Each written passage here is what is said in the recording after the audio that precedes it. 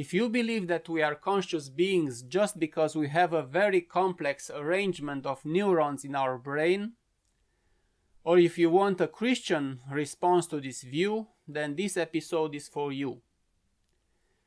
Can the Christian view of the soul be reduced to just a biological product of our brain?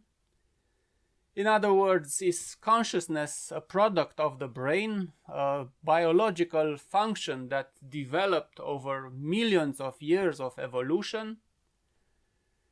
If so, is it a kind of a computer program that is software that runs on hardware called the brain? I'm Dr. Ernest Valea, and in this episode we assess the materialist view of consciousness and free will. But not before we start with the sign of the cross. In the name of the Father, the Son, and the Holy Spirit. Amen.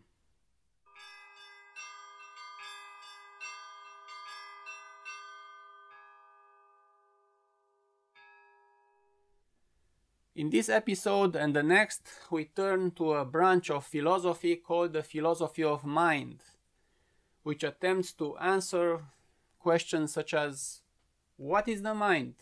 Or the soul in religious language. The mind and the soul have the same meaning. The soul is the term used mostly in a religious context, while the mind is preferred by the philosophers of mind. Then what is the relationship between the mind and the body?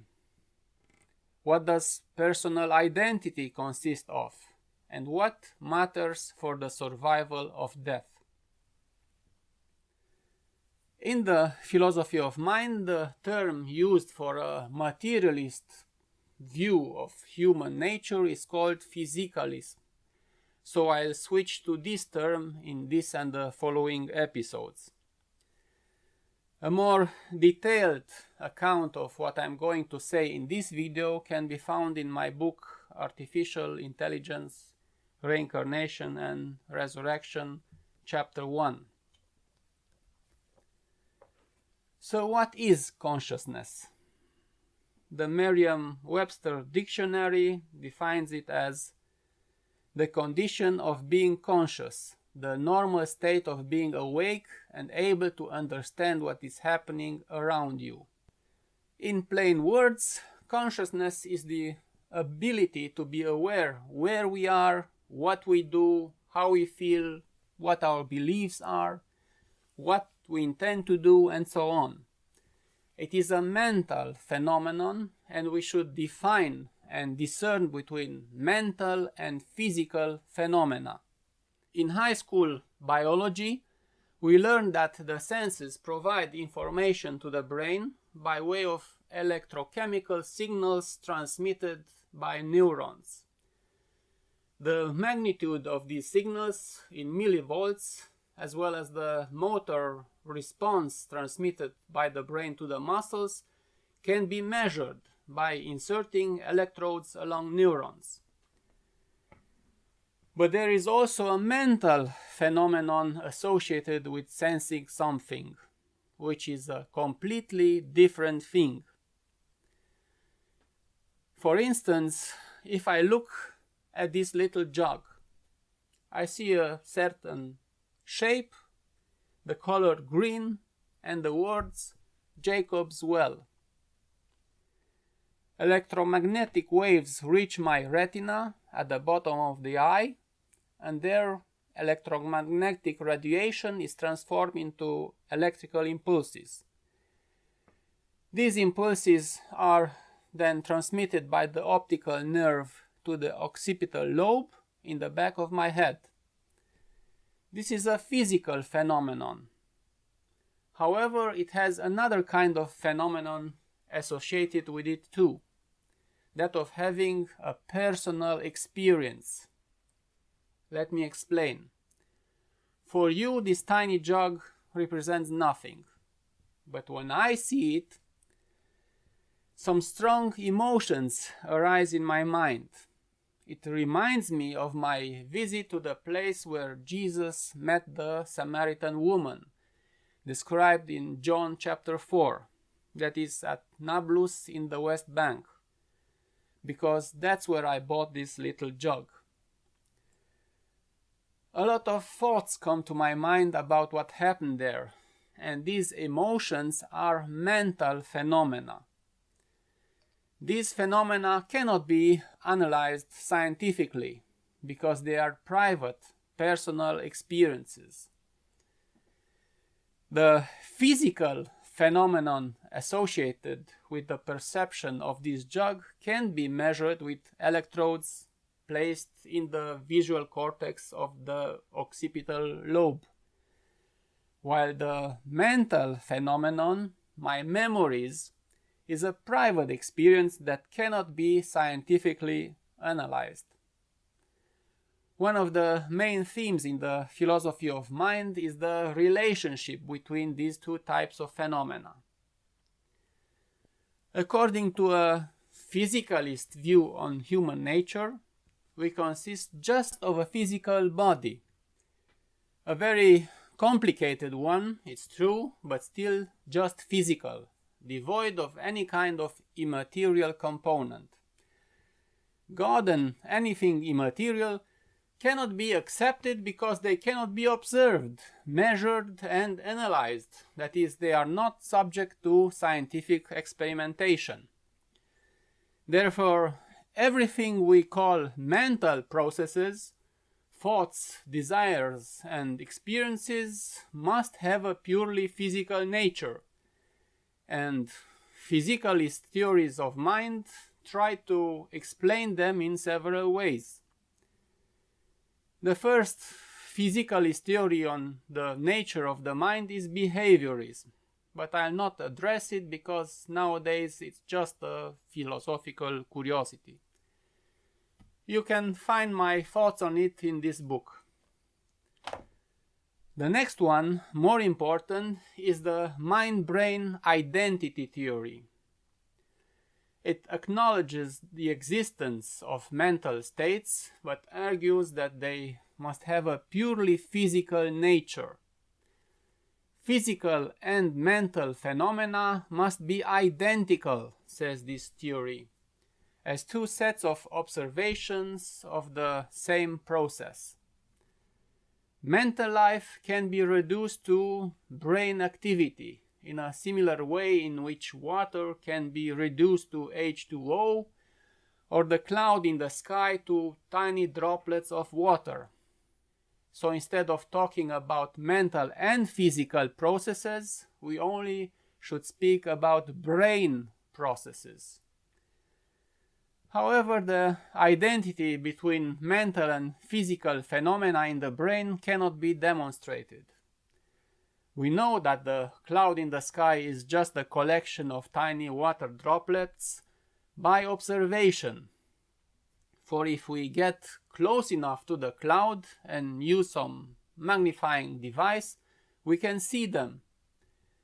But in the case of mental phenomena, we cannot find a point at which mental phenomena can be seen as electrical impulses in the brain.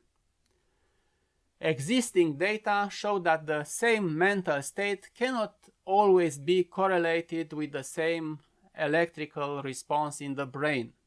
For example, a needle prick always generates the same mental phenomenon, the sensation of pain, but it is not always associated with the same electrical signal in the brain. It is all the more difficult to equate the same mental phenomenon in two different people with the same physical phenomenon in their brain. In other words, if you and I are stuck with a needle in the same place and we have the same mental experience, that of pain, a different electrical response, both in location and in intensity, will be recorded in our brains. So the identity theory is false.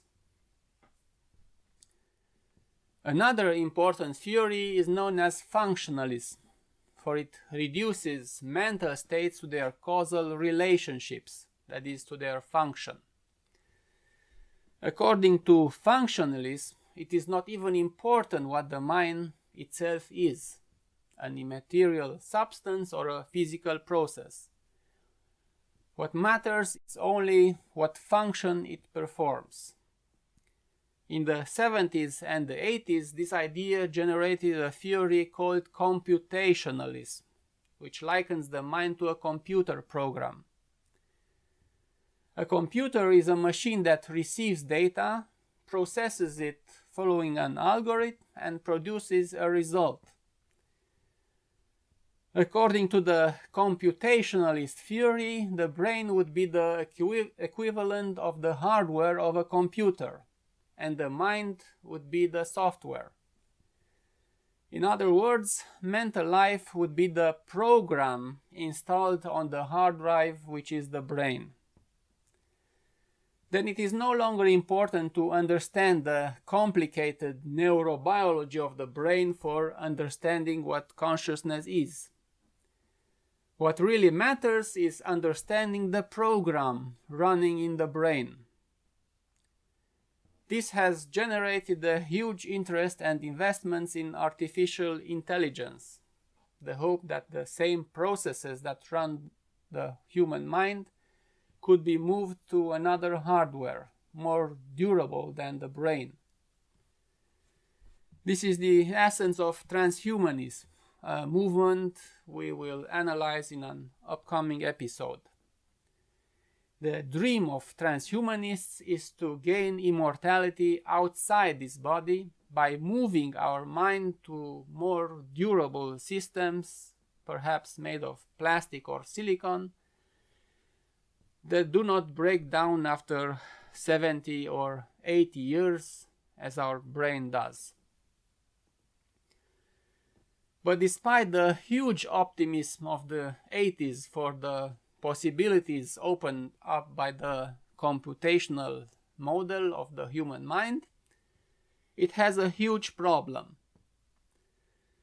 To understand its failure, we must understand the notions of syntax and semantics as used by computers and the human mind.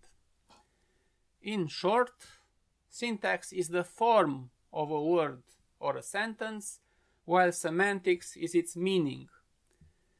We can understand the difference in the use of homonyms. For example, the word bat can have at least two meanings. It can refer either to a kind of a stick used in baseball or to a flying mammal. The syntax is the same, but the meaning, the semantics of bat is very different. The problem of computationalism is that a computer cannot see the difference between syntax and semantics. Probably the strongest argument against the theory that the mind can be likened to a computer program has been developed by John Searle. He has devised an imaginary experiment called the Chinese room. I'll put a link in the description for a video in which Searle himself presents this argument. Now imagine that a man who does not know Chinese at all is locked in a room where he has lots of Chinese characters printed on paper and a manual that illustrates how to answer questions he receives in Chinese. The manual teaches him that if he receives this particular succession of Chinese characters, he must choose that particular succession of characters in response. It is assumed that the manual is extremely complex, offering the answer to any possible question. The man in the room receives questions in Chinese, printed on paper, searches for the right answer in the manual, and then sticks the appropriate symbols to a paper, which he hands back to his Chinese conversation pal. A Chinese speaker in dialogue with this man in this particular way would be convinced that the man in the room knows Chinese, which is obviously false. And here is the point. What the man in the Chinese room does is exactly what a computer does. The computer receives input, processes it according to an algorithm, which in the story is the manual, and provides output. Just as the man in the Chinese room does not know Chinese at all, that is, he has no idea of the semantics of his conversation, although syntactically he is doing well in manipulating the symbols exactly as the manual requires, in a similar way the computer lacks the semantic dimension of its work. In other words, the computer has no self-awareness of what it is doing. What Searle proves by his example is that a computer cannot jump from syntax to semantics, just as the man in the Chinese room can never learn Chinese by manipulating the characters according to the manual. No matter how fast it might produce its answers, the computer cannot cross the barrier between syntax and semantics. Only the mind operates with semantics, and for this reason, the computer must be programmed by a human mind. The programmer encodes semantics into the syntax, that is, he writes an algorithm, lets the computer use the algorithm to transform input data into a result, and then he or she interprets the result, again by the use of semantics. In computer programming, semantics is not embedded in the syntax and thus can be formulated and recognized only by the human mind. In other words, the computer is not self-aware, it has no consciousness at all. No matter how fast it may be in its answers, the computer cannot cross the barrier between syntax and semantics. Only the mind can use semantics. I invite you to find for yourself John Searle's debates on YouTube on this topic. As I mentioned, one link is provided in the description. In this book I discuss one more physicalist theory of the mind called non-reductive physicalism. But I won't go into details here because it is less important for this series of videos and you'd probably get bored and leave. In short, physicalist theories of the mind cannot provide a coherent way to explain the relationship between the mind and the brain. They can only assume that the mind, or what we call the soul, must have a purely biological basis. And from this difficulty arises one of the great problems of physicalist theories of the mind, which is that it cannot explain consciousness. Well-known physicalist philosophers admit this openly. Thomas Nagel says, I quote, "If we acknowledge that a physical theory of mind must account for the subjective character of experience, we must admit that no presently available conception gives us a clue how this could be done. Moreover, he believes that we do not even know which tools we need to understand what the mind really is." So I quote again, "To insist on trying to explain the mind in terms of concepts and theories that have been devised exclusively to explain non-mental phenomena is both intellectually backward and scientifically suicidal. Therefore, we need entirely new intellectual tools to investigate the mind." John Searle argues that explaining consciousness requires explaining, I quote, "exactly how neurobiological processes in the brain cause our subjective states of awareness or sentience, how exactly these states are realized in the brain structures, Given our present knowledge, he admits that we are very far from having an adequate theory of the neurophysiology of consciousness. Despite all efforts, physicalists cannot explain what makes us conscious, or how our conscious mental decisions can cause a physical response, and they hide this failure behind irrelevant neurobiological research. There is a tremendous qualitative leap from knowing the structure and functioning of the brain from a biological point of view to understanding how consciousness is generated on a physicalist basis. In other words, biology is not enough to explain how consciousness arises. Jerry Fodor, although an advocate of computationalism, expresses his own pessimism on solving the problem of consciousness when he says, I quote, "Nobody has the slightest idea how anything material could be conscious. Nobody even knows what it would be like to have the slightest idea about how anything material could be conscious."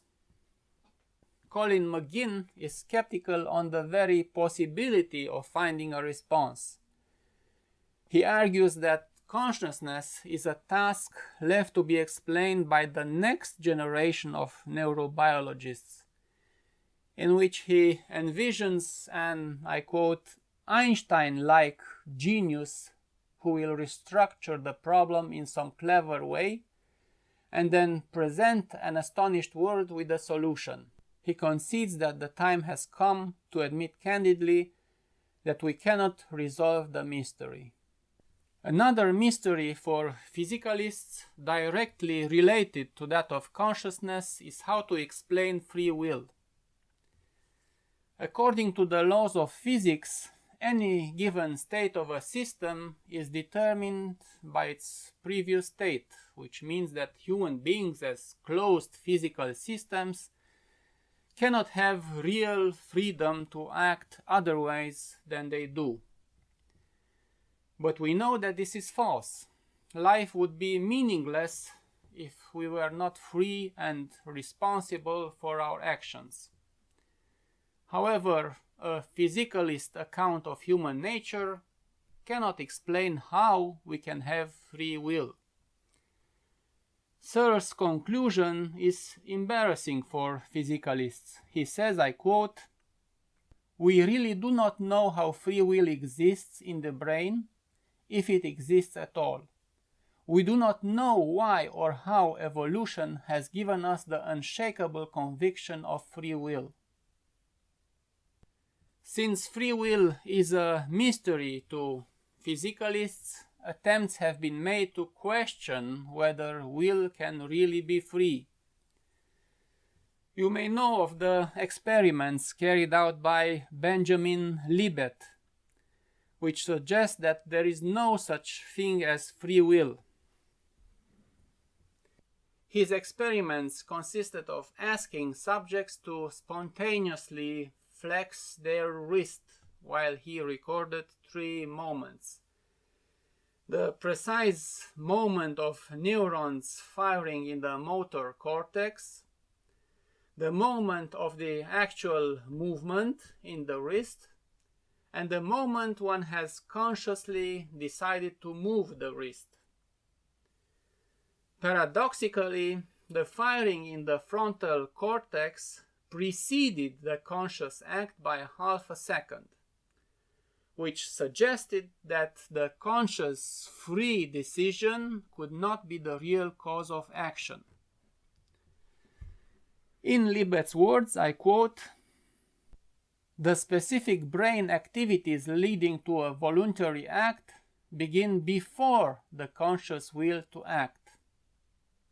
This means that the process leading to a voluntary act is initiated by the brain unconsciously, well before the conscious will to act appears. That implies that free will, if it exists, would not initiate a voluntary act."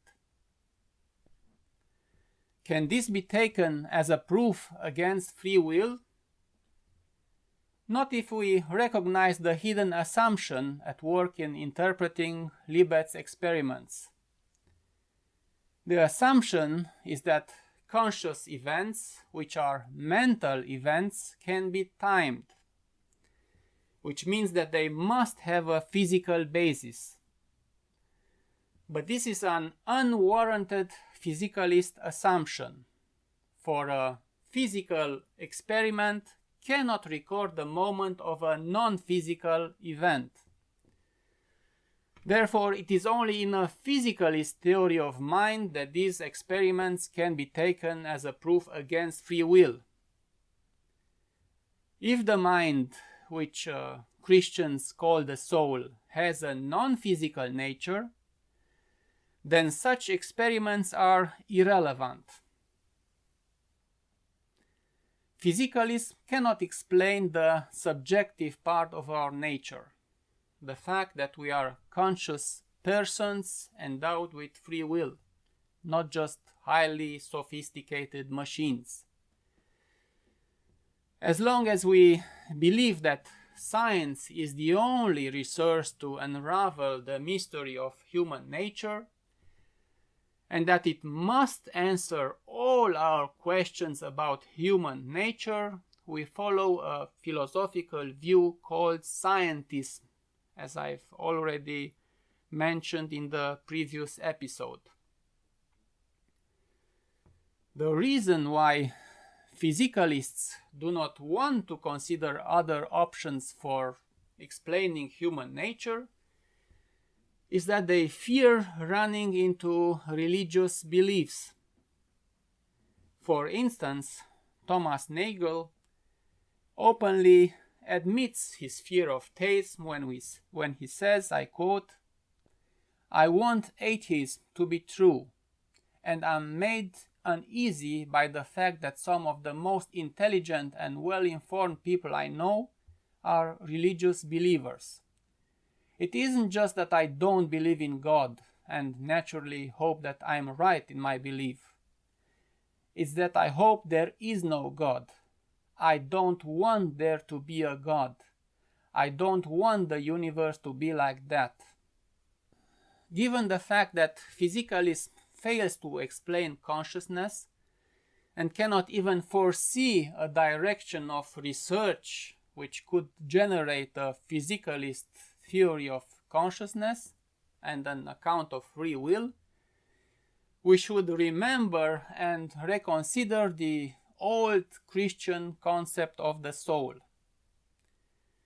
The Christian view of the soul has been rejected on ideological, almost religious grounds.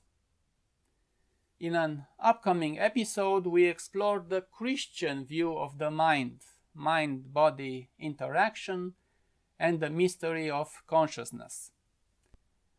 But before this, we'll explore another great theme in the philosophy of mind: the meaning of the self and the criteria for preserving personal identity.